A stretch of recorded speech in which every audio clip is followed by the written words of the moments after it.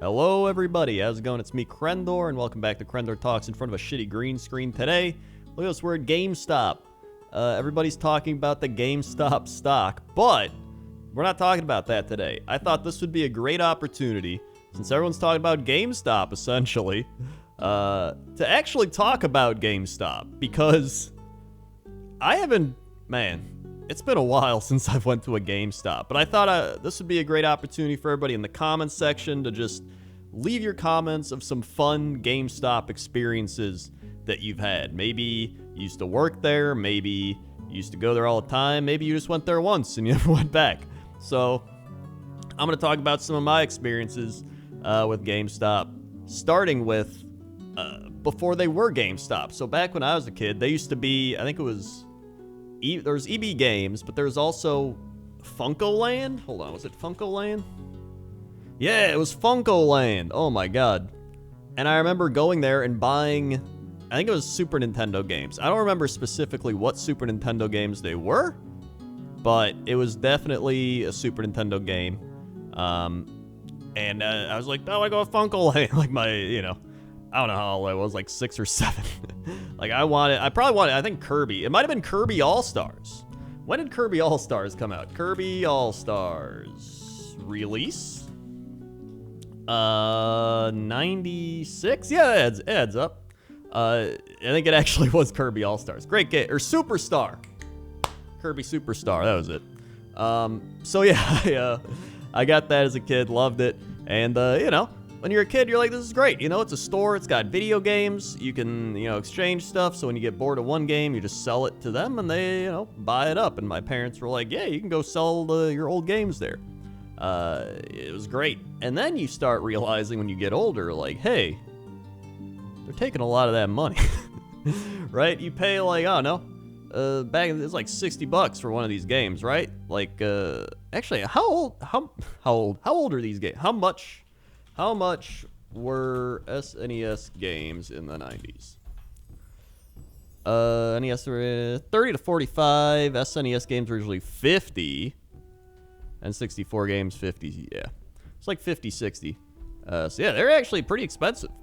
So I mean, you get one of these games, say you pay like $50, right? You go to GameStop or whatever it was called back then for you, and you're like, I'd like to sell my game, please. They're like, oh man, this one's pretty good. You just bought it, eh? And you're like, yeah. And they're like, yeah, man, that's pretty good. We can give you, I don't know, like $9.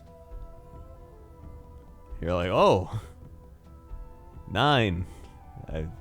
You're still, the one on the wall says you're selling it for 50 still, so it's a little weird to only be 9. Like, yeah, let me check the manual. No, it's 9. You want it? And you're like, yeah, I guess 9 works. And then the worst part was they would take the game, be like, oh yeah, here you go, here's your $9, and then go put it on the shelf for, instead of 50, like 45. Yeah, you give me like 20? Give me like half? Oh well. So, and the thing was like, he still did it. It's like, there's no other option. I was like, I don't really want to save these games. I'd like to use my money to buy other games because, you're a kid. You don't really got a lot of money. Like, all right, well, that's whatever. And that's what it was. Then, I remember selling my consoles to GameStop or whatever, right? Like, say I was done with my GameCube, or I was done with my... I didn't actually sell my SNES. I still have it, and I'm actually very happy about that. I think I sold a Game Boy Color. I think I sold my PS2. I think I sold my PS2. And it probably wasn't worth it, man. I mean, they probably give you, like, what? It's like $60 for a PS2 or something, and maybe you had to pay, like, $300. So, I mean... And they made sure it was working, which was a good thing, because people probably have, like, a broken system and be like, uh-oh. I gotta, what if I could just sell this to GameStop? And they plug it in, they're like, it's not working. Which I think actually happened. Oh my god, I remember being in a GameStop waiting to sell something. I don't remember. It was probably like 20 years ago. And I remember somebody trying to sell a system, and they were like plugging it in to see if it worked, and they're like, it's not working, we can't buy it. And they were like, no, believe me, it works. It works. And they're like, yeah. it doesn't work. We're doing it right now. So like, you feel bad for a lot of the employees. I feel like the employees, I've heard some stories of working here, and it seems like a lot of people actually hated working here for various reasons. The customer's probably one reason, and the other reason I think is the memberships, which one of my biggest issues with GameStop in recent days, I would say, and by recent days I mean in the last like 5-10 years, is it became this gotta get the membership thing, right? That's how they made their money, get you on the membership, which I hate. I hate any type of sales that just preys on you from when you walk in, right? Where it's like you walk in, they're like, dude, you look like a guy that's a gamer. You need GameStop magazine right now. Sign you up, just like you just fill it out. And you're just like, I just walked in the store. Yeah, I'm just wanted to look around and leave. I don't want to buy anything. Right? I hate that from stores. And I mean, that's one of the things that will make me never go back to a store is if you walk in and someone instantly is like, hey, let's go down. It feels like a very outdated strategy, right? Like, it feels like that was probably a thing in the 80s, maybe a little bit in the 90s, like 70s, like back then where you're like, we'll go to the store and the experts working there will figure out, what I need best, what kind of refrigerator you need, or like, hey, you need help figuring out, what kind of wine you're going to buy today? And I'm like, nah, I got an app, and you just take a picture and it tells me about it on the internet. Or like, you need to know about that printer you're buying? Nah, I looked on the internet and I read reviews of people, and this guy says it sucks ass, so I'm not gonna buy it. Like, oh, okay. Like, it's an outdated thing because people can literally just find real people, not actors, on the internet. So you don't really need that, which is part of the reason it's outdated. The other reason is just it's annoying because like they're trying to get sales, right? The whole point of it is it works off who sold the most things. So you go in and you're like, who sold the most, subscriptions this month? And they're like, oh, it was Jimmy. And they're like, ooh, Jimmy, good job. The rest of you idiots, pick it up, be like Jimmy. And then everyone stares at Jimmy and they're just like, I hate Jimmy. So yeah, it's just, I hate any store that does that, but it was just one of them. I think when I was trading a lot of games back in like, maybe like 2006, I don't know, around there.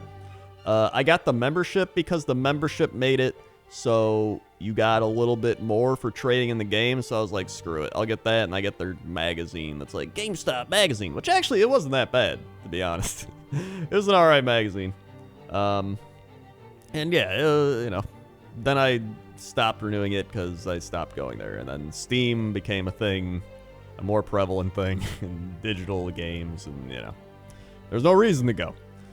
So that was that. But overall, GameStop, I think it was an alright thing for its time. I did enjoy when it was more like EB Games and Funkoland and like there's all these different ones. Now it's like literally just GameStop. This is where you stop for the games, and it's like there's something to be said about having competition and variety and places you can go, even if they are very similar. But those are some of my main stories I can remember. I do also remember there was one time, I think this wasn't a GameStop. I really wanted to buy the Sims, like the OG Sims. Like I don't even think the Sims 2 was a thing yet. It was like the OG Sims. And I went to GameStop and I didn't have enough money. And the guy's like, it was like 40, and I think I had 20. And my mom was like, oh, well. And we were like walking out of the store, and there was like a $20 bill on the ground. And so I just picked it up, and I was like, nice. And then I had enough. And I mean, I don't know if somebody dropped it. There's nobody around. So I was like, it's a sign from the gods that I need to get Sims. It is a good game.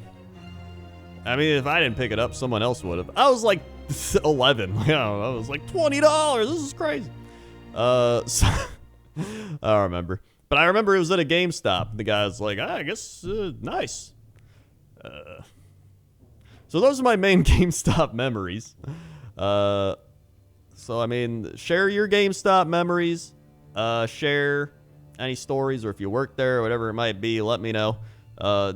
Share what you traded in and how much you actually got for it. And yeah, I thought this would just be a good time to talk about GameStop stories with everything going on and the stonks and such. So, thanks for listening.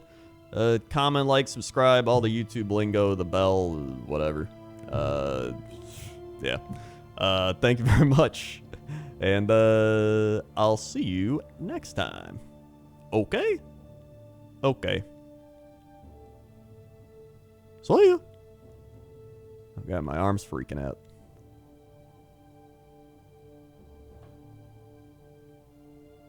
There we go.